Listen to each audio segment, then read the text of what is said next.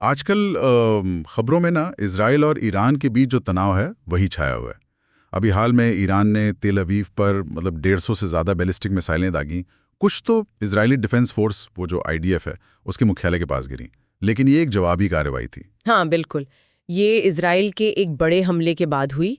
और देखिए, हमारे पास ना एक यूट्यूब वीडियो का विश्लेषण है, वो इस पूरे घटनाक्रम की परतें खोलता है एक तरह से। अच्छा। तो आज हम इसी स्रोत के आधार पर इस हालिया टकराव की क्या कहते हैं गहराई में उतरेंगे, समझेंगे कि इजराइल का ये ऑपरेशन राइजिंग लायन क्या था, फिर ईरान की प्रतिक्रिया क्यों हुई, और ये जो पुरानी दुश्मनी है इसका इतिहास क्या है और अब आगे क्या हो सकता है। ठीक है, तो शुरुआत करते हैं ऑपरेशन राइजिंग लायन से। ये क्या था?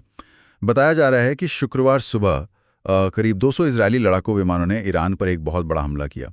अभूतपूर्व। हाँ, अभूतपूर्व। और निशाने पर थे सीधे ईरान के परमाणु ठिकाने, उनके सैन्य अड्डे, एयर डिफेंस सिस्टम और जो टॉप मिलिट्री लीडरशिप है वो। टॉप लीडरशिप मतलब कौन?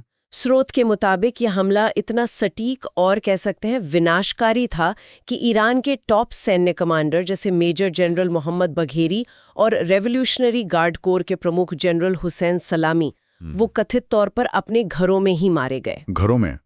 बाप रे। हाँ, ये दिखाता है कि निशाना कितना पर्सनल और हाई लेवल था। साथ ही नतांज जैसी जो अहम परमाणु साइट है उसको भी नुकसान पहुंचा है। अच्छा, नातांज को? हाँ, और इसकी पुष्टि आईएईए ने भी की है, संयुक्त राष्ट्र की जो परमाणु निगरानी संस्था है। और वैज्ञानिकों का क्या? सुनने में आया कि वो भी मारे गए। हाँ, ये भी एक बहुत बड़ी बात है।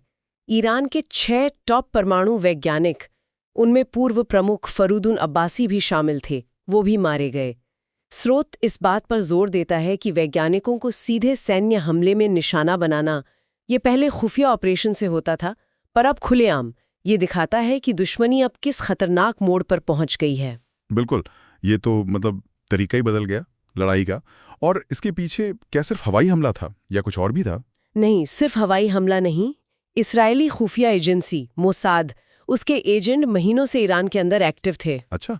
स्रोत के अनुसार वो न सिर्फ पायलटों को कमांडरों की लोकेशन और मूवमेंट बता रहे थे, बल्कि उन्होंने ईरान के अंदर से ही ड्रोन लॉन्च करके कुछ रेडार स्टेशन भी निष्क्रिय कर दिए थे। बाप रे, पूरी जमीनी तैयारी के साथ ये हमला हुआ। हाँ बिल्कुल, एक बेहद सोची समझी कार्रवाई थी ये। तो इसराइल का तर्क क्या है इसके पीछे? इतना बड़ा कदम क्यों उठाया? देखिए, इजराइल का साफ कहना है कि ये ईरान को परमाणु हथियार बनाने से रोकने के लिए जरूरी था। प्रधानमंत्री नेतन्याहू ने हाल में कहा भी कि ईरान ने यूरेनियम को वेपन्स ग्रेड तक ले जाने में बहुत तेजी दिखाई है। और इजराइल तो दशकों से परमाणु ईरान को अपने अस्तित्व के लिए खतरा मानता रहा है। अभी हाल में आईएईए ने भी एक प्रस्ताव पास किया था जिसमें ईरान पर अपनी परमाणु प्रतिबद्धताओं का पालन न करने का आरोप लगाया था। तो ये सब चीजें जुड़ रही हैं। जाहिर है फिर ईरान चुप तो नहीं बैठता, उनकी प्रतिक्रिया भी तेज थी। हाँ, पहले तो 100 से ज्यादा ड्रोन दागे, पर उनसे ज्यादा नुकसान नहीं हुआ। अच्छा। लेकिन जब उनकी टॉप लीडरशिप और परमाणु ठिकानों पर हमला हुआ तो सुप्रीम लीडर खामेनेई ने इसे युद्ध की कार्रवाई कहा और फिर तेल अवीव पर 150 से ज्यादा बैलिस्टिक मिसाइलें दाग दी। और उसमें नुकसान हुआ? शुरुआती अपुष्ट खबरें तो हैं कि कम से कम 3 इजरायली नागरिक मारे गए और 30 से ज्यादा घायल हुए। हालांकि इसकी पुष्टि होनी बाकी है। तो ये दुश्मनी आज इतनी बढ़ गई है, लेकिन क्या ये हमेशा से ऐसी थी? नहीं, बिल्कुल नहीं। एक वक्त था, 1979 के इस्लामिक क्रांति से पहले, जब शाह पहलवी का दौर था, तब ईरान उन कुछ मुस्लिम देशों में था जिसने इसराइल से रिश्ते बनाए थे। हाँ, मैंने सुना है इसके बारे में। उनके बीच तो एक गुप्त गठबंधन भी था। खुफिया जानकारी साझा होती थी। ईरान इसराइल को तेल देता था और इसराइल ईरानी सेना के आधुनिकीकरण में मदद करता था। लेकिन फिर 1979 की क्रांति हुई और सब बदल गया। जो नई हुकूमत आई उसने इसराइल को नाजायज देश करार दिया। और 1990 के बाद जब ईरान की परमाणु महत्वाकांक्षाएं सामने आईं तो ये दुश्मनी और गहरी हो गई। तो ये जो पहले शैडो वॉर थी, पर्दे के पीछे की लड़ाई, हाँ, वो अब खुलकर सामने आ गई है। डायरेक्ट टकराव। और लगता है ये परमाणु मुद्दा ही इसके केंद्र में है। बिल्कुल, यही जड़ है। ईरान ने धीरे धीरे अपना यूरेनियम संवर्धन बढ़ाया है।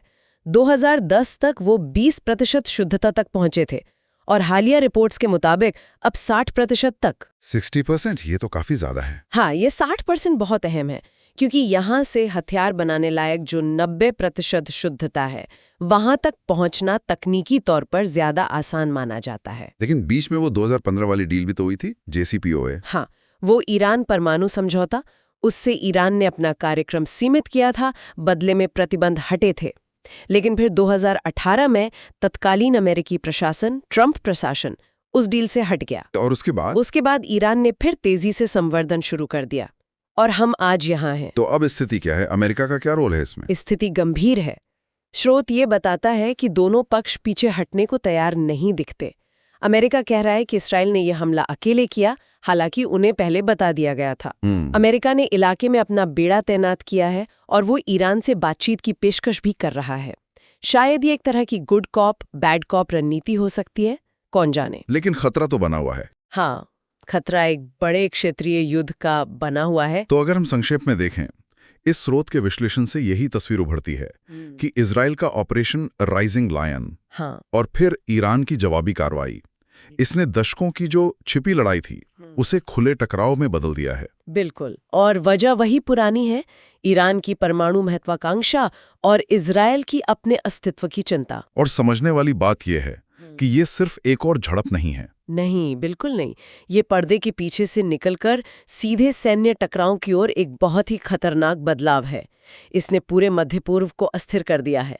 अब अंतर्राष्ट्रीय समुदाय क्या भूमिका निभाता है, ये देखना अहम होगा। और जाते जाते एक सवाल, ये जो नया ट्रेंड शुरू हुआ है परमाणु ठिकानों और वैज्ञानिकों पर सीधे हमले का, क्या ये सिर्फ इसी तात्कालिक सैन्य टकराव तक ही रहेगा या फिर भविष्य में इस क्षेत्र में किसी अप्रत्याशित, मतलब अनएक्सपेक्टेड तकनीकी या रणनीतिक दौड़ को जन्म दे सकता है? सोचने वाली बात है। बिल्कुल, ये एक बहुत अहम सवाल है जिसके जवाब भविष्य में ही मिलेंगे।